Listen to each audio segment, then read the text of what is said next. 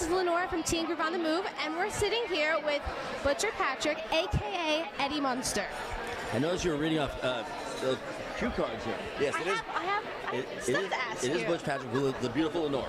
Thank you. Okay, so you're known as Eddie Munster on the Munsters. How did you, I know you were 8s, right? Am I right? Actually, I played 8. I was actually 11 and 12. Oh, then I did my research wrong then. How is it being part of that show? Well, it was fun. At first, I thought it was going to be a really silly situation, but after we started going and it became really popular, I found it to be a really exciting situation. We had makeup people and special effects people and cool cars, and it turned out to be a lot of fun. Yeah, that's it. My parents are fans, so they're like, when you go, they say Eddie Wolfgang Munster. Yes, Edward Wolfgang Munster and Wolf Wolf, and people know that the address 1313 Mockingbird Lane. No, you're not supposed to say that. I was supposed to say that later on. Sorry. I have that. See, so where do you live instead of 1313 Mockingbird Lane? Oh well, you can edit. No, I'm good. It's okay. Sorry about that. But yeah, it's pretty much it's synonymous with pop culture icon stuff. The Munsters is really popular today.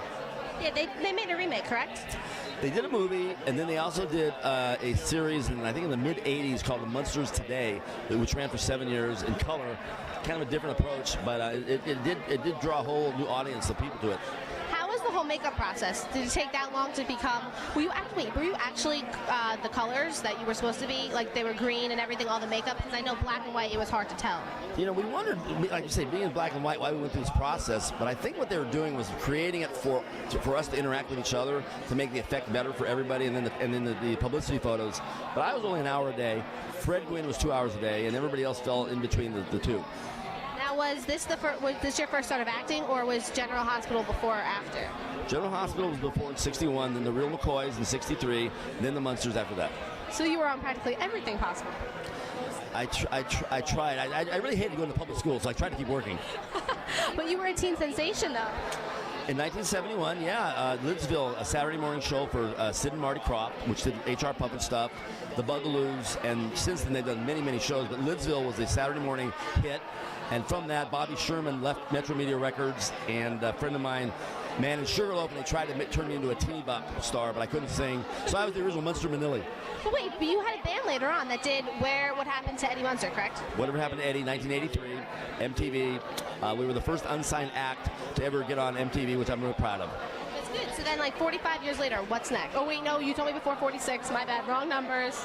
Well, I don't know. I never thought I'd make it to 57. So right now I'm on borrowed time. But no, I'm working on the internet stuff now because there's a global marketplace for people that are fans. A lot of people are interested in how to get into show business. I try to help them to pursue their careers without getting Barbizon or John Powers and spending thousands of dollars wasting money. And I do a lot of media and promotions. Do you have any advice for teens or kids that are looking to get into the business? Yeah, actually I do. I say, look at it as a hobby. If you like it, do it for fun. If it becomes a career, that's awesome. That would be great.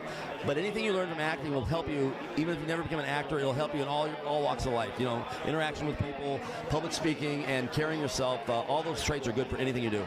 Wow, that's exactly what I just said last week to somebody, because I did take the acting classes. Yeah. So it's like, oh no, because I'm here right now interviewing, it helped me through this and that and this and that. So see, I have another person to quote me. Your instincts are perfect.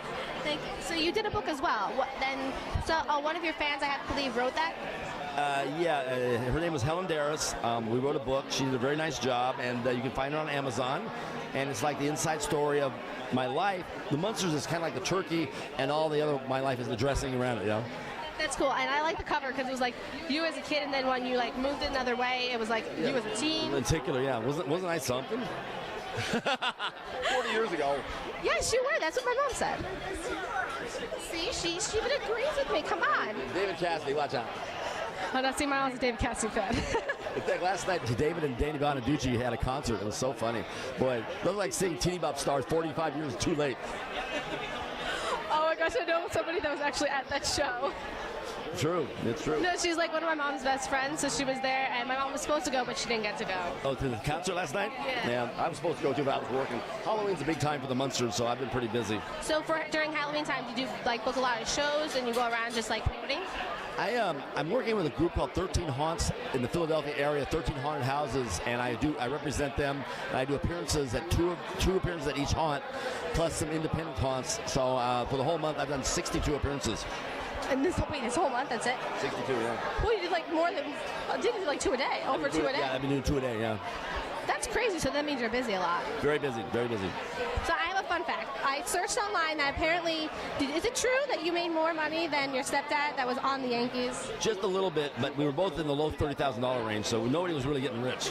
But then, back then, well, then cars were $2,000, and you could buy a house pretty cheap. And you know, for the market, I was getting pretty decent pay. Yeah. That's pretty okay. So now you said cars. You're into cars then? Yeah, I love cars. I buy and sell muscle cars and send them to Australia. Why Australia? Well, they like them and they pay top dollar for them, and they can't find them anywhere else. So that's one of the things that we have that they love is left-hand side drive cars that are over 25 years old. And these guys in Australia, they play hard, they work hard, and they love American muscle cars. So cars is like your number one hobby besides the acting and like the baseballs? And Harley Davidsons.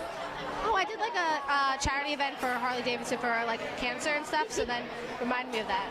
Yeah, yesterday, day before yesterday, I was at Barb's Harley Davidson, which is up in the Philly area, and we did a big promotion there, and they gave away a bike, and I have an Eddie Munster theme bike that was won Best in Show in Boston last year, so I'm really excited about that. Did you help like design that or something? Yes, I did. That was your favorite part? Yeah, and George Barris signing it was also nice too, but yeah. So out of your whole experience in like the acting and stuff, which was like your favorite show to be on? Actually, I did the Monkees Christmas episode when I was 14 years old. And I had missed the Beatles when they came on the set one day. I wasn't working that day. And I missed the Beatles, but I got to do the Monkees Christmas episode. And that to me was a really big coup for a 14-year-old kid. Yeah, at that time you're probably like, yeah, what are you doing? Oh, I'm on the Monkees show.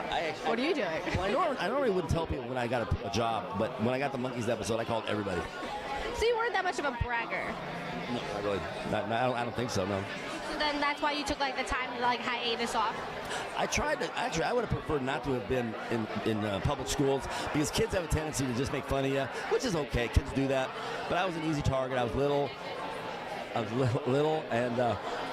and we have to go apparently. Okay, I don't want to take your time, but thank you for talking to me. My pleasure. Thank you. And that's a wrap. Whatever happened to Eddie? I'm the kid from Mockingbird Lane. Whatever happened to Eddie? Did I freak or go insane?